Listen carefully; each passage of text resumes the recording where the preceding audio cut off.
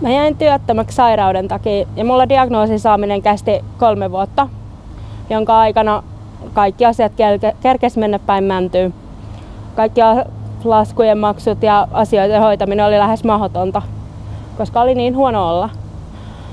Ja sitten kun sai sen diagnoosin ja lääkkeet kaksisuuntaiseen mielialahäiriöön, niin kaikki alkoi yllättäen näyttää paljon vallasammalta ja oli helpompi hoitaa niitä asioita.